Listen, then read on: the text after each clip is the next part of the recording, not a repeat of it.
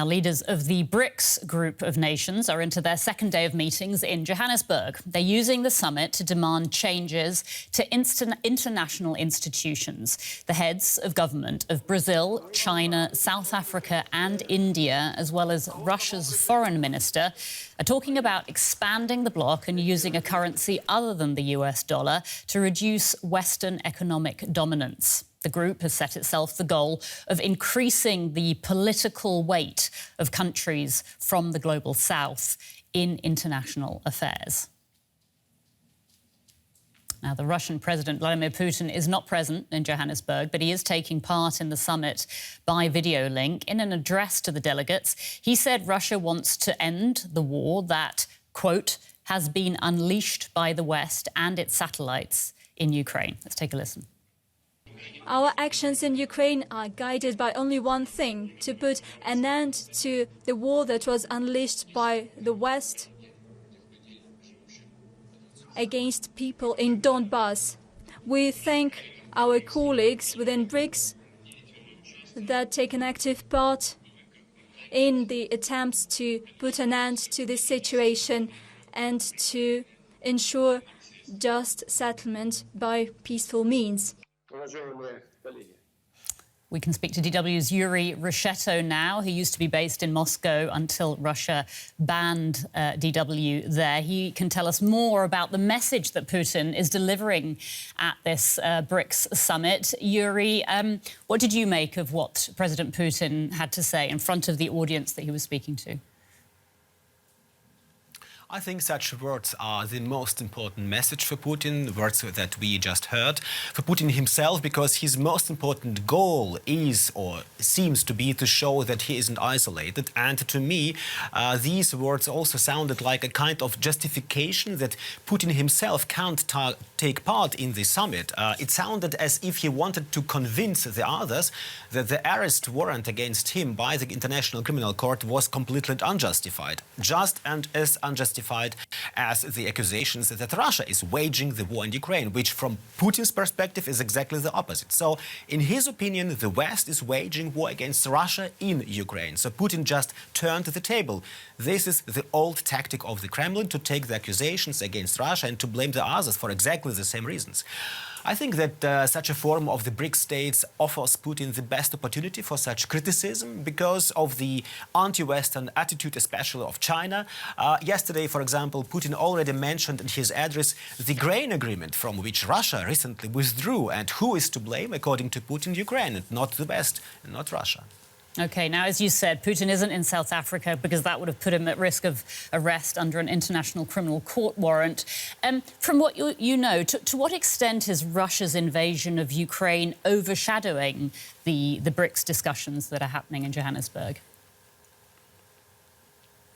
I think that the fact that Russia or Putin isn't sitting at the table in person is something quite extraordinary. But Africa and not Ukraine seems a very big topic. Economic relations between the BRICS states, and that can only be right for Putin. In his speech, he spent much more time addressing other, also economic aspects of the cooperation between the BRICS countries, culture, youth contacts, and as an indication that the war in Ukraine is, at least for Putin, unlikely to play a very important role, was Putin's very long and detailed announcement that Russia will be hosting the next BRICS summit next year. It's to take place in Kazan, the capital of the Russian Republic of Tatarstan. Of course, we have to wait and see whether this will actually take place and in which framework it will take place. The war in Ukraine is still ongoing, and there is no sign that this war will end anytime soon. Yuri, thanks so much. That's DW's Yuri Rishetto reporting. And for more on the BRICS summit that's taking place in Johannesburg, I'm joined here in the studio by DW's Hans Brandt. Hans, welcome. Can we start with a quick reminder of what BRICS actually is? Well, it's an acronym, obviously: Brazil, Russia, India, China and South Africa. These 5 countries that are grouped together on the initiative of Russia since 2009. We're looking here at 2 of the countries with the largest populations in the world, China and India. Russia, a major atomic and military power and also a major economy until not so long ago. And then, of course, Brazil, a major economy in South America, South Africa, a major economy in Africa. So these are countries that are to be taken seriously. They make up 40% of the world population. All in all, they are economically very, very important, especially China.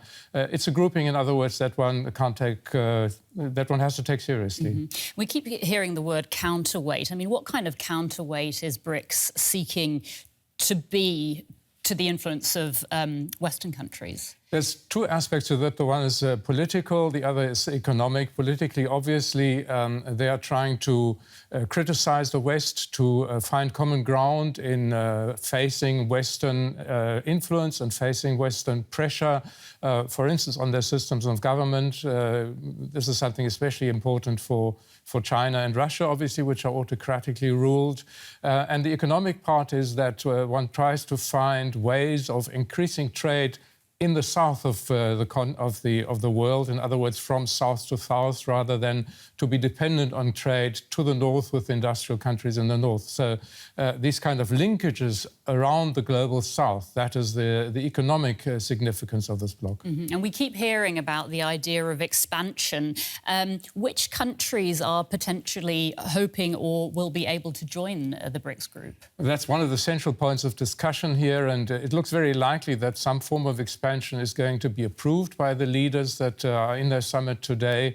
There are about 40 countries that have expressed an interest and a couple of dozen that have formally applied, as it were. It's countries such as Saudi Arabia or Argentina, Kazakhstan, the Democratic Republic of Congo. In other words, countries from around the world who are interested in joining this bloc in order to readjust their relationship also to the West. Saudi Arabia, for instance, has always been very closely allied to the United States and is trying to loosen that alliance to some extent. So yes, a large number of countries from around the world who are interested. All right. DW's Hans Brandt, thanks so much for that analysis. Thank you for joining us.